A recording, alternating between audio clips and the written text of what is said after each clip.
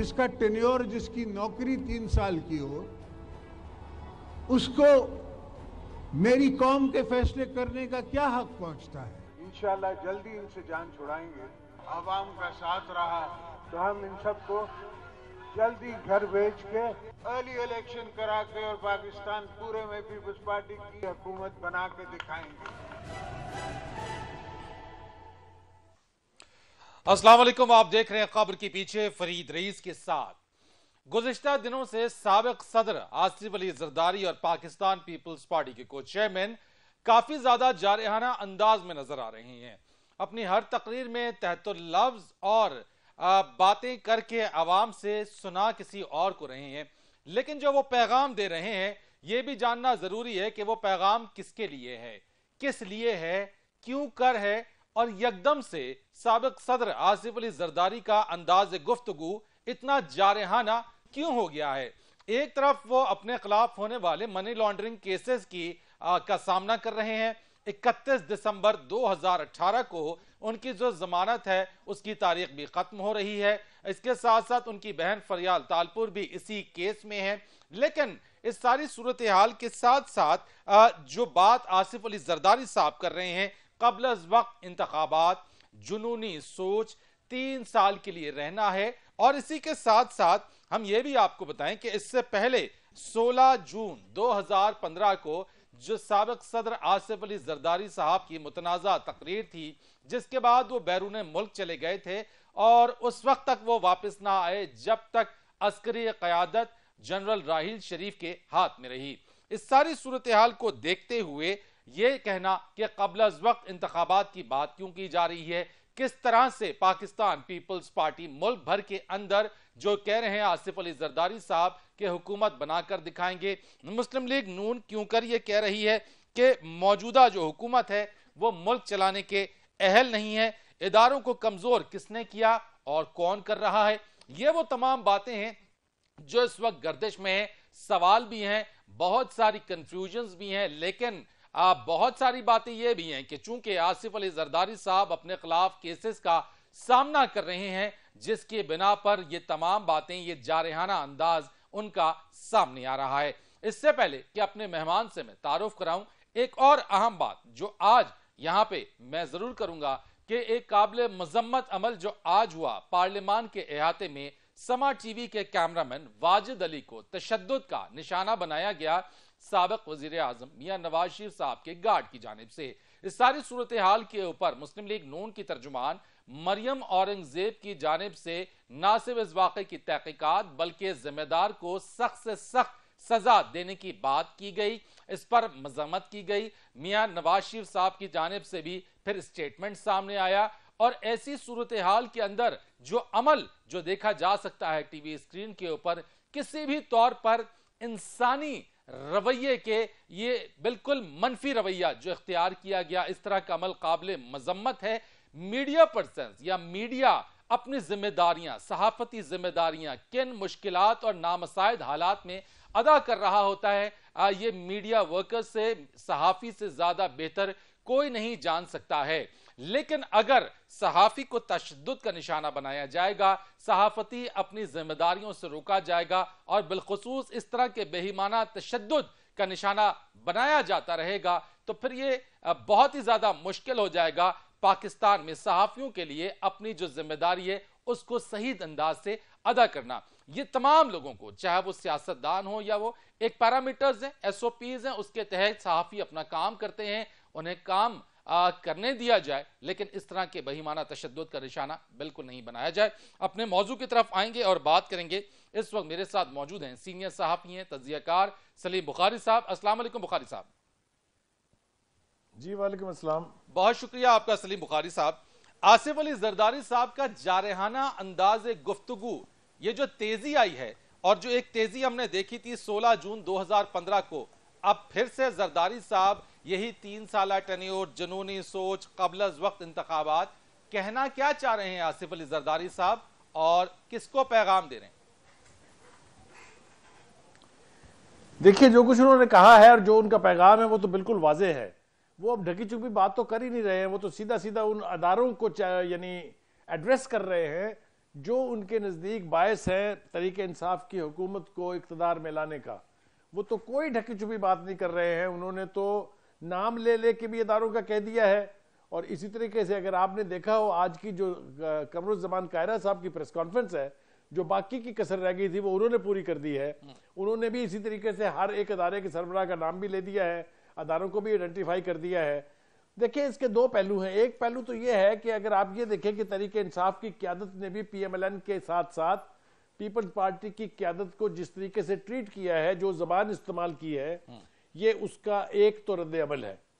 दूसरी बात यह है कि जिस तरीके से MQM के साथ मिलकर कराची में अब सियासत की जा रही है और पीपल्स पार्टी को टारगेट किया जा रहा है, वो भी उनके लिए नाकाबिले बर्दाश्त इसलिए है कि जरदारी साहब समझते हैं ये, और पीपल्स पार्टी सारी समझती है कि सिंध उनकी बुनियादी जो हब है वो सिंध है, और सिंध के अंदर अगर उनके खिलाफ कोई कैंपेन चलाई जाएगी या उनके ऊपर लानतान की जाएगी तो उसका वो शदीद तरीके से जवाब देंगे। जरदारी साहब की गुफ्तगू में 3-4 पहलू जो हैं वो बहुत अहम है। एक तो आप देख रहे हैं कि जेस्चर्स दिए जा रहे हैं पाकिस्तान मुस्लिम लीग नवाज को। आज भी जो मुलाकात हुई असेंबली के अंदर शहबाज शरीफ साहब से, जिस वामत का मुजाहरा वहां किया गया, जिस गर्मजोशी का मुजाहरा किया गया, उससे भी पता चलता है। उससे पहले एक सहाफ़ी के सवाल के जवाब में जरदारी साहब ने कहा कि हाँ मुलाकात नवाज शरीफ साहब से भी 1 हफ्ते के अंदर हो सकती है। तो देखिए इसका एक पहलू है जो मैं आपके सामने रखना चाहता हूं, वो ये है कि पार्लियामेंट के अंदर खासतौर से नेशनल असेंबली, सेनेट और पंजाब असेंबली में जिस तरह की अक्सरियत है हुकूमत के पास, वो बहुत वल्नरेबल है। उनके चाहे इत्तेहादी पैदा हो जाए तब भी वल्नरेबल है। अगर उनका नंबर कम हो जाए, 4, 5, 6, 7 आदमी इधर उधर हो जाए तो सूरत हाल बहुत ही अजीबोगरीब हो जाती है। तो मैं समझता हूं कि पाकिस्तान मुस्लिम लीग नून और पीपल्स पार्टी दोनों ये समझते हैं कि पार्लियामेंट के अंदर चूंकि उनकी बहुत स्ट्रॉन्ग पोजीशन है, इसलिए वो हुकूमत के किसी भी किस्म के एक्शन का या किसी किस्म की टारगेटेड एहतसाब का जवाब जो है। बुखारी साहब, तो 16 जून 2015 की तकरीर आपको याद होगी, सभी को याद होगी, जो आसिफ अली जरदारी साहब ने जो बात कही थी, मैं उन अल्फाज को फिर नहीं दोहराऊंगा, वो सबके सामने और सबको याद भी है। उसके बाद हमने देखा कि जब तक अस्करी क़यादत जनरल राहील शरीफ साहब के हाथ में रही, उस वक्त तक आसिफ अली जरदारी साहब मुल्क में नहीं आए। उसके बाद जब अस्करी क़यादत की तब्दीली हुई, आसिफ अली जरदारी साहब वतन वापस आए। अब एक तरफ कहा यह जा रहा है कि चूंकि मनी लॉन्ड्रिंग जो केस है उसकी तारीख भी आहिस्ता आहिस्ता करीब आ रही है, 21 दिसंबर को जमानत खत्म हो रही है। अब ऐसी सूरत हाल के अंदर जो आप बात करें कि खुल के बात की जा रही है, कठपुतली है, जो अननेम्ड पावर्स की बात की जा रही है, यानी वो बात कर भी रहे हैं नाम लिए बगैर, लेकिन बात भी आया है। क्या ये अंदाज गुफ्तगू या अगर अपने गिर्द उनको ये मामलात नजर आ रहे हैं तो इस तरीके से जो मलाइन वो कर रहे हैं, क्या ये अंदाज दुरुस्त है या फिर सियासत में सब कुछ जायज है? देखिए पहली बात तो यह है कि मुझे अच्छी तरह से वो बयान याद है जिसका आपने हवाला दिया, जब उन्होंने कहा था कि ईंट से ईंट बजा देंगे, और उसके बाद दुबई चले गए थे। मगर मैं आपकी इस एक बात से इत्तफाक नहीं करता हूं कि राहील शरीफ के जाने के बाद चूंकि वो एक जनरल चला गया, दूसरा आ गया, इसलिए वो वापस आ गया। ऐसा फौज में नहीं होता है। फौज में दोस्तियां और दुश्मनियां जो हैं वो परमानेंट बुनियाद पर होती हैं, और इस किस्म के खास तौर से हालात में जिसका जिक्र आपने किया है, उसमें यह नहीं हो सकता कि जनरल राहील चला जाए, जनरल बाजवा आ जाए तो फिर वो बात खत्म हो जाएगी। इसके और फैक्टर हैं, बहुत सारी और बातें हैं। देखिए गुजारिश ये है कि इस वक्त पूरी अपोजिशन का ये मुत्तफिका ख्याल है कि PTI को इक़्तिदार में लाने के लिए अदारों का बहुत बड़ा रोल है। चाहे आप उसको चीफ जस्टिस और सुप्रीम कोर्ट कह लीजिए, चाहे आप उसको पाकिस्तान आर्मी और जनरल बाजवा कह लीजिए। ये नाम अब नून ने नहीं लिए कभी नाम बराए रास्त, लेकिन पीपल्स पार्टी की क़यादत बराए रास्त नाम लेके एड्रेस कर रही है। देखिए गुजारिश ये है कि घेरा तो उनके गिर तंग हो रहा है, आपको भी नजर आ रहा है, मुझे भी नजर आ रहा है, और खुद उन्हें भी नजर आ रहा होगा। तो इसके भी दो ही रास्ते होते हैं, या आप उस दायरे में घिर के अपना गला दबवा लें, और या फिर आप लड़ते लड़ते मर जाएं। ये यानी किसी भी मुआशरे में ये इक़्तिदार मौजूद है। तो मेरा ख्याल ये है कि पीपल्स पार्टी की क़यादत ने ये फैसला तो शायद कर लिया हुआ है कि हमसे सुलह तो नहीं होनी उन लोगों की जिनको वो समझते हैं जिम्मेदार हैं इस सब कुछ के, लिहाजा हम लड़ेंगे। आज के कायरा साहब के बयान में आप देखिए 2 बड़े मजबूत हवाले मौजूद हैं। उसने कहा कि भुट्टो साहब ने भी जान इसलिए दी कि उन्होंने उन अदारों का कहना नहीं माना था। फिर उन्होंने कहा बेनज़ीर की जान भी इसीलिए गई कि उन्होंने भी उनका कहना नहीं माना था, और अब वो जरदारी साहब भी उनका कहना नहीं मान रहे हैं। तो आप अंदाजा करें किस किस्म की जबान और किस किस्म के इशारे इस्तेमाल हो रहे हैं। और बल्कि मैंने तो कहा कि इशारे नहीं, अब तो खुल्लम खुल्ला बात हो रही है। तो ये कैफियत जो है ये किसी भी लिहाज से ना पीपल्स पार्टी के लिए कोई बहुत आसान है और ना ही अदारों के लिए कोई बहुत बड़ा। ठीक है, आपने कहा कि ये खुल्लम खुल्ला अब बात हो रही है और ना ही पीपल्स पार्टी ना ही इदारों के लिए, किसी के लिए भी ये बात, इस तरह की बातें एहसन नहीं है। ताज हैदर साहब है पाकिस्तान पीपल्स पार्टी के सीनियर रहनुमा, मेरे साथ मौजूद है। अस्सलाम वालेकुम ताज साहब। हेलो, अस्सलाम वालेकुम जनाब। वालेकुम सलाम। ताज हैदर साहब, आसिफ अली जरदारी साहब के जो स्टेटमेंट्स हैं उसके ऊपर हम जानना चाहते हैं कि किस तरीके से मिड टर्म इंतखाबात कैसे मुमकिन है और किस तरीके से पाकिस्तान पीपल्स पार्टी अब मौजूदा सूरत हाल के अंदर इनका सामना करने के लिए उठ खड़ी हुई है। देखिए, हमने हमेशा हमारी कोशिश रही है जमहूरियत के इस्तेकाम की, और उसकी जो बुनियाद एक हमने हमेशा बनाई है वो ये है कि असेंबलियां अपनी मुद्दत पूरी करें। अच्छा, अब अगर उसमें बजाय इसके कि हम कहें कि असेंबलियां मुद्दत पूरी करें और अगर उसके बजाय अगर ये कहा जा रहा है कि हम हटें और इनको हटाएं वहां से, तो फिर जाहिर है कि इससे आप हालात की संगीनी का अंदाजा कर सकते हैं। जिस तरीके से ये हुकूमत हुई है, जिस तरीके से ये लाए गए हैं और जो पॉलिसियां इनकी हैं, वो मुल्क को उस दर्जे तक ले जा रही है कि जहां पूरी मईशत तबाह हो चुकी है। यानी पीपल्स पार्टी ये समझती है कि अब मौजूदा सूरत हाल के अंदर मिड टर्म इंतखाबात नागुज़ीर हैं? मेरे ख्याल से ये तो क़यादत फैसला करेगी, लेकिन शायद इमरान खान भी यही समझते। मैं तो सिर्फ सीधा सीधा एक गरीब सा आदमी हूँ। मैं ये समझता हूँ कि ये जो कुछ भी हो रहा है ये अल्लाह का कहर हमारे ऊपर इमरान खान साहब की शक्ल में नाजिल हुआ है। ताज हैदर साहब, फिर ये अगर पार्टी ये फैसला करती है कि मिड टर्म इंतखाबात में पाकिस्तान पीपल्स पार्टी समझती है कि बिल्कुल होने चाहिए, तो क्या मुस्लिम लीग नून के साथ मिलकर कोई हिकमत अमली अब बनाई जाएगी और जरदारी साहब मियां नवाज शरीफ साहब से आने वाले दिनों में हमें मुलाकात करते हुए भी नजर आ रहे हैं? देखिए, ये इंतखाबात जीतना हारना मसला नहीं है। मामला ये है, जैसा कि हमने अपने मैनिफेस्टो में लिखा है, मुल्क की मईशत के बाब में हमारी कुछ तजावीज़ हैं कि मईशत को इस तरीके से ठीक किया जा सकता है। लेकिन उनके बाद भी हमने जो सबसे बड़ी तजवीज़ दी है वो ये कि तमाम जमातें पार्लियामेंट में जो भी हों, उनकी एक मुश्तरका कमेटी होनी चाहिए और सब मिलजुल के जो एक माशी प्रोग्राम है उसको तश्कील दें। तो हम तो ये इस क्राइसिस में जाहिर बात है कि सबको साथ लेके चलना चाहते हैं। हमारा वो मसला नहीं है कि जी हम ही सब कुछ जानते हैं और बाकी सब बेवकूफ़ हैं या बेईमान हैं या चोर हैं। हम सबको साथ लेके मुल्क को इस माशी जो खतरनाक दलदल है इससे निकालना चाह रहे हैं। ठीक है, बहुत शुक्रिया आपका ताज हैदर साहब। सलीम बुखारी साहब, ताज साहब की आपने भी गुफ्तगू सुनी। एक और बात जो सामने आ रही है वो इदारों के हवाले से है। बहुत बातें हुई हैं, मैं आज इस वक्त मौजूद रहते हुए आपसे पूछना चाहता हूं, जिस तरह से जरदारी साहब ने भी इसकी बात की, ये इदारों को कौन कमजोर किसने किया और कौन कर रहा है? देखिए, मेरे ख्याल से इसमें बहुत ज्यादा कंट्रीब्यूशन तो उन तमाम सियासी जमातों का है जिन्होंने नारेबाजी करके और नारेबाजी के लिए एक दूसरे के ऊपर पॉइंट स्कोरिंग के लिए अदारों को इस्तेमाल किया। पहले तो ज़बानी तौर पर गुफ्तगू में, और फिर बहुत सारी मिसालें हमारे यहाँ अगर आप मुड़ के पीछे की तरफ देखें तो आपको ऐसे मिलेंगी जहाँ अदारों का रोल जो है वो भी हाईली क्वेश्चनेबल रहा है। अगर ऐसा नहीं होता तो फिर इस मुल्क की आधी उम्र जो है वो मार्शल लॉ के नज़र नहीं होती। तो अदारों को घसीट घसीट के बीच में लाना मेरे ख्याल से सियासत का सबसे बड़ी गलती है, ये नहीं करनी चाहिए।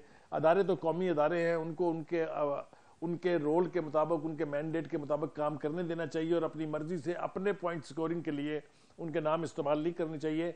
लेकिन ताज हैदर साहब ने जो एक बात कही उसकी तरफ शायद आपकी तवज्जो नहीं गई है, वो ये है कि मिड टर्म इलेक्शन की बात जो है वो सबसे पहले इमरान खान साहब ने की थी। अगर आपको याद हो, वो जो एक ग्रुप था एंकर्स का जो इंटरव्यू हुआ था, और वो भी आउट ऑफ कॉन्टेक्स्ट थे बिल्कुल। Nobody was anticipating, nobody was expecting कि वो एक प्राइम मिनिस्टर जिसको अभी इक़्तिदार में आए 100 दिन हुए हैं, वो बैठ के नए इलेक्शन की या अर्ली इलेक्शन की बात करेगा, चाहे रीज़न कुछ भी रही हो।